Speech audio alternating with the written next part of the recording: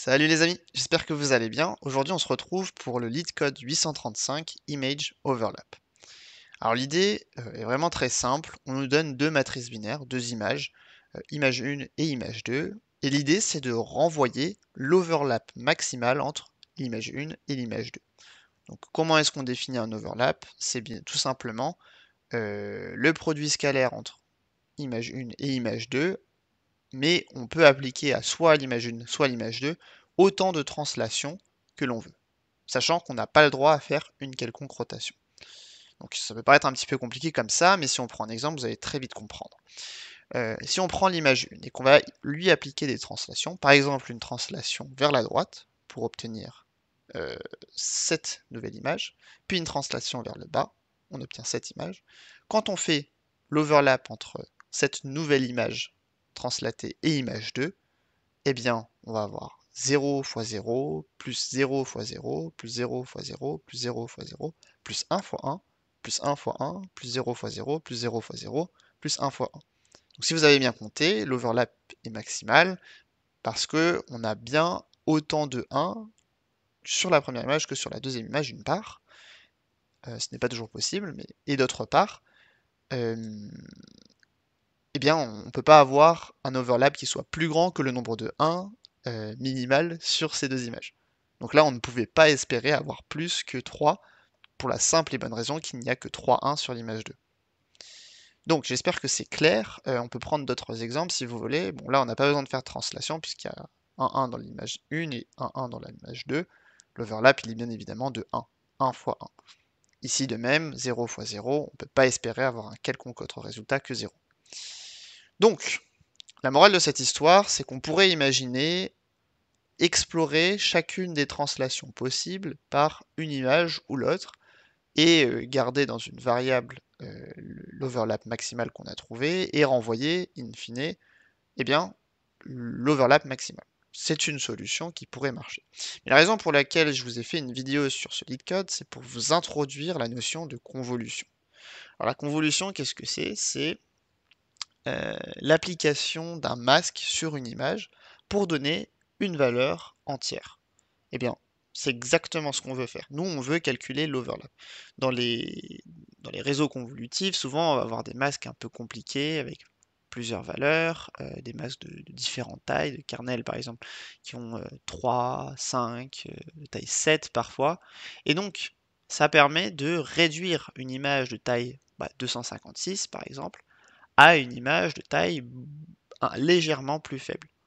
Et donc, si on applique des kernels à la suite, eh bien, on peut réduire la taille de ces images et à travers différentes couches, à travers également ce qu'on appelle le pooling, on peut arriver à des dimensions beaucoup plus faibles et on peut même arriver, si on ajoute à la fin une couche linéaire, à faire de la classification.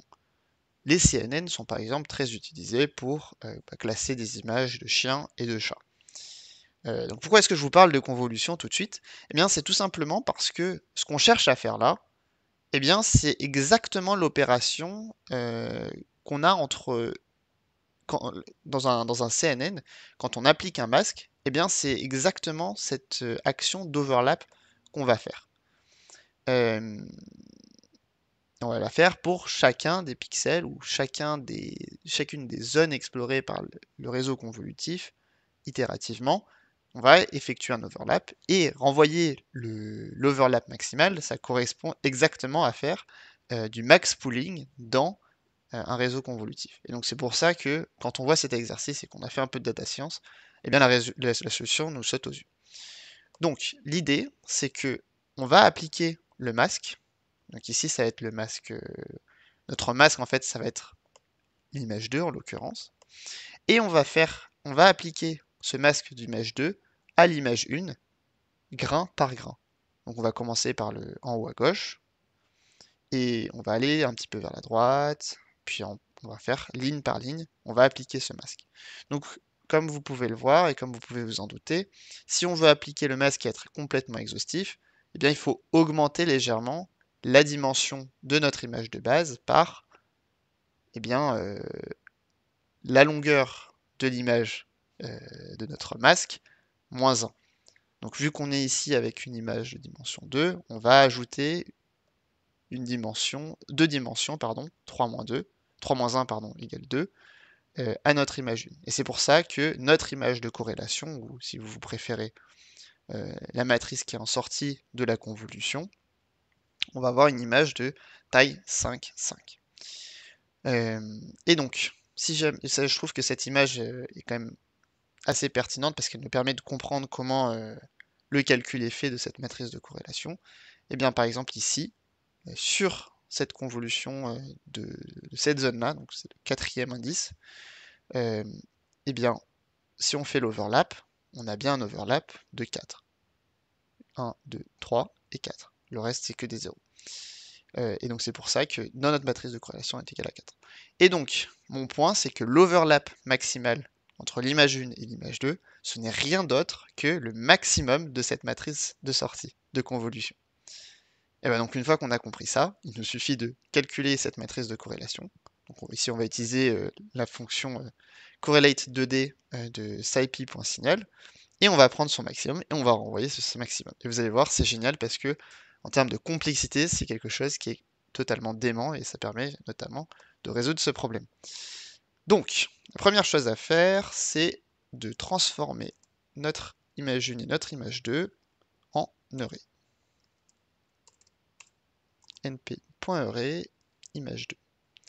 Deuxième chose à faire, c'est bien tout simplement définir notre masque, pardon, la convolution. Ça va être correlate 2D de image 1 par le masque image 2, et on va mettre mode full pour autoriser ce dépassement en quelque sorte pour avoir une matrice de taille donc 3 plus 2, 3 plus 2, c'est-à-dire une matrice de taille 5, 5. On peut print la convolution si vous voulez. Pardon, convolution. Convolution. Et donc, quand je run ça, juste pour vous montrer la tête de la convolution, eh bien, on obtient bien cette matrice-là. Et quand on renvoie l'entier, parce qu'on veut renvoyer un entier par une matrice, et qu'on fait np.max de cette matrice de convolution, on obtient bien le résultat. Et juste pour vérifier dans cet exemple, donc l'exemple c'est vraiment l'exemple 1 avec image 1, image 2, quand on regarde le maximum de cette matrice de convolution, on trouve bien 3. Et donc, sans plus tarder, je soumets et normalement, on devrait bien résoudre avec une complexité supérieure à la moyenne. Comme vous pouvez le voir, on bat 99,47% des autres algorithmes. Donc, j'espère que cette vidéo vous aura permis de vous introduire un peu plus en détail la convolution, et je pense que c'est une bonne introduction au réseau de convolution qu'on aura peut-être l'occasion de voir sur cette chaîne.